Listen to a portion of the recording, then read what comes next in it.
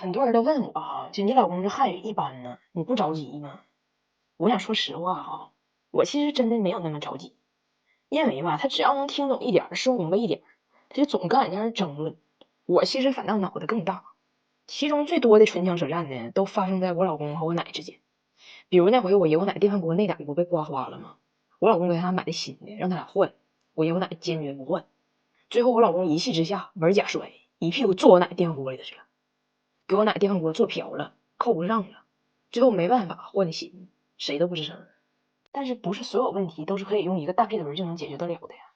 你说咱有时候跟老人在一起，就有一些道理咱自己都掰扯不明白，你更何况那些从来都没听过他这些理论的外国人，而且很多外国人还都比较较真儿，完这家是个问呐。你比如说以前我跟你讨论过这个道梦妖风的问题，就是说在咱们妈妈、姥姥、奶奶心中，门风、地风、穿堂风，风风索命，暖风、热风、空调风，风风作病，对吧？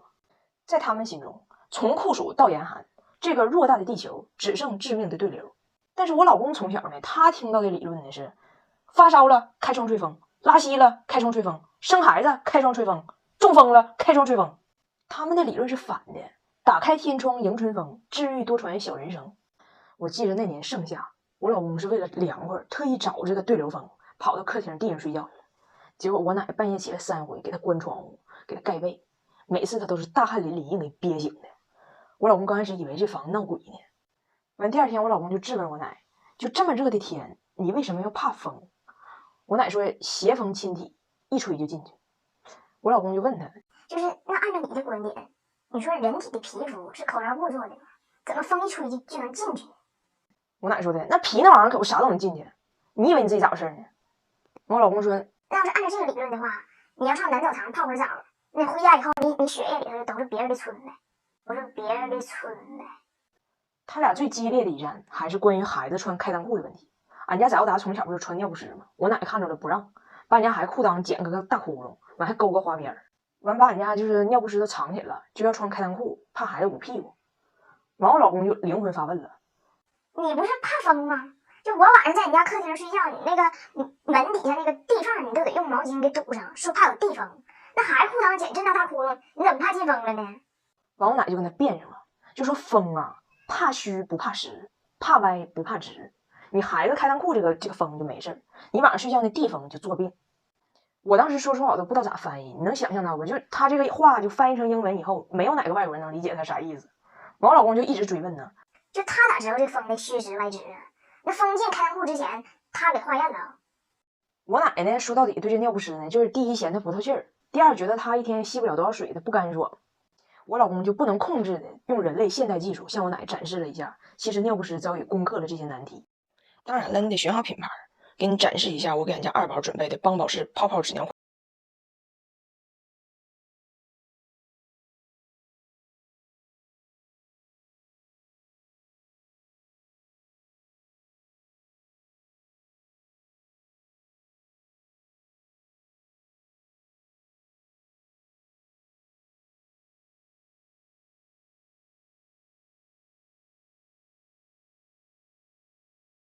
就临界于经验学与玄学之间的这种理论，我应该怎么给外国人翻译？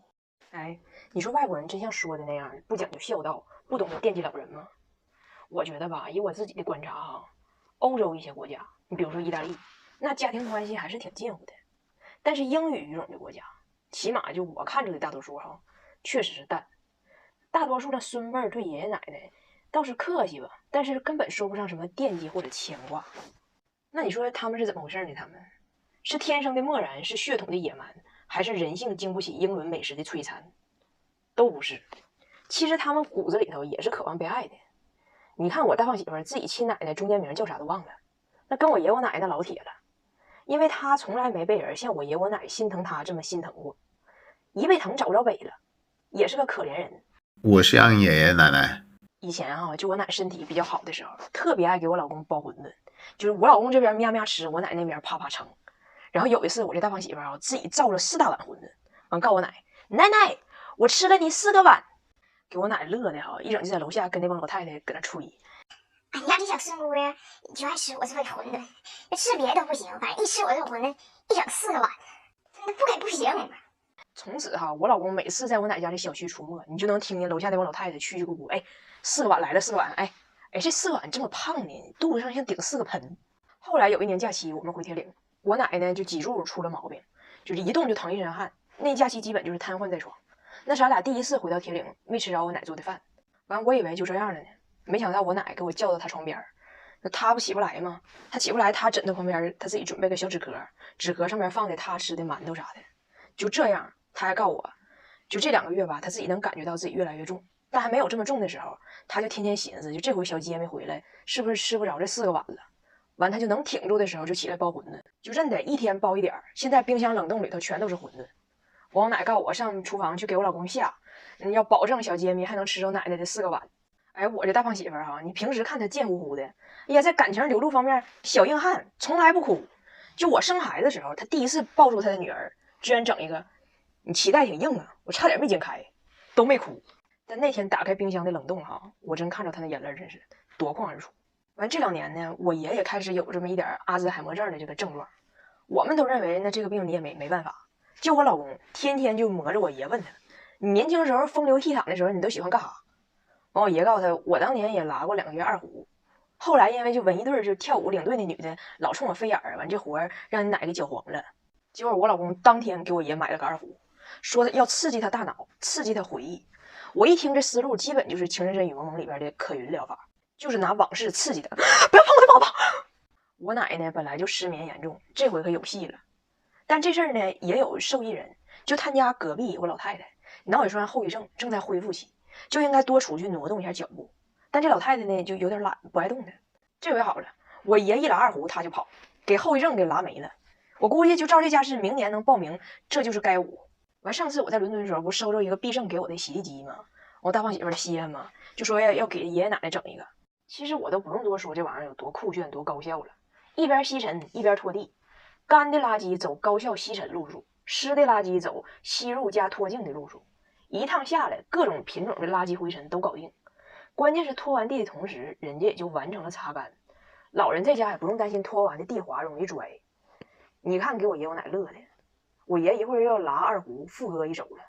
关键是人家必胜干完活还能自己洗澡，你清洁液往里一倒，人给自己搓干净的。现在就出现了一个问题，我这大胖媳妇给自己摊上点事儿。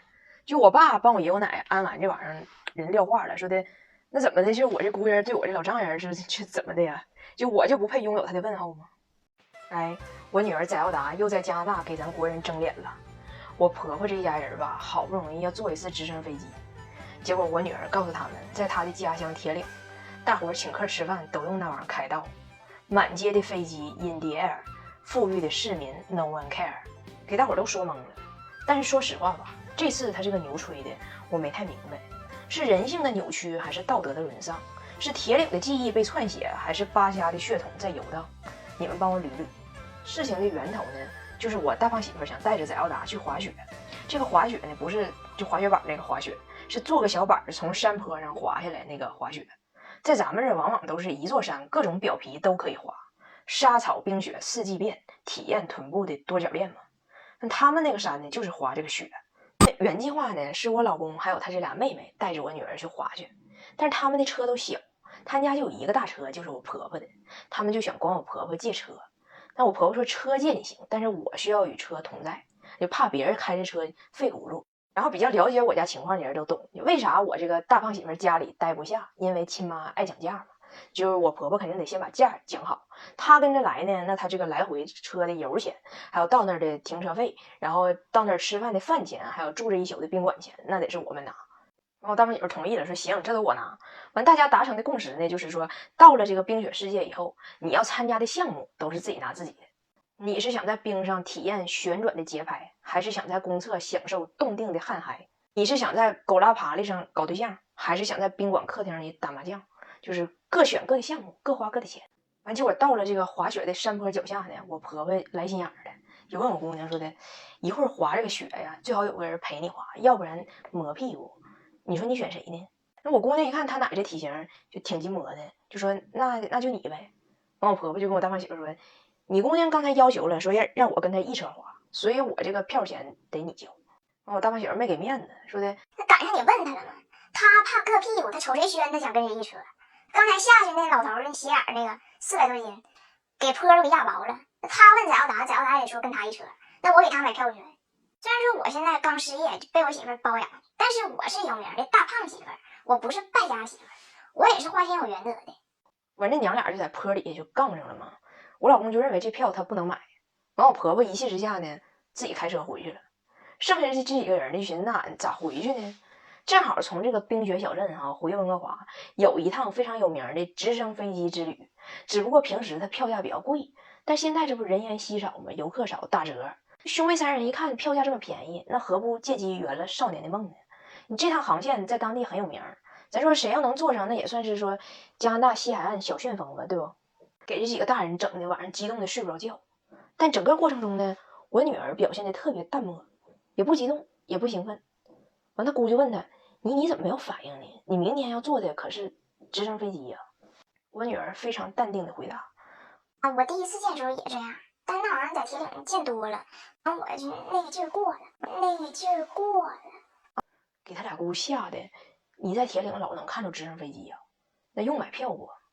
我姑娘说：“买啥票？我大舅老舅一人一台，就他们请俺吃饭的时候就用那玩意儿在最前面开道嘛，嗡嗡的。其实你们就是为何这么诧异？我早就跟你们说过，就我妈点饺子现在都是机器人给送嘛。就像直升飞机这种事儿，就真的是 no big deal， 就不是什么大事情。”完，他俩妹妹就瞅他哥，就怎么回事这是？我老公当时也彻底懵了，但是作为铁岭的，算是说石油驸马吧，算是撑住了。反正那玩意儿是有。到今天俺俩才明白是咋回事。由于咱国家这方面的科技比较发达，他说这直升飞机就是被广泛应用于婚礼录像的无人机，他大舅和他老舅的婚礼上都有。而在他心中，他们的婚礼就是他家请客吃饭嘛。对了，还有个事儿没解决呢。我大胖媳妇说让我的粉丝来评评理，就是他妈自己开车走了以后呢，回家之后是让我大胖媳妇给他这个来回的油钱。然后我大胖媳妇说呢，那我去的时候是坐你车去的，让俺回来坐的是就是直升飞机，俺烧的是柴油，我给你什么油钱呢？现在俩人还干仗呢，所以让你们评评理，就我婆婆的回程车费谁给报了？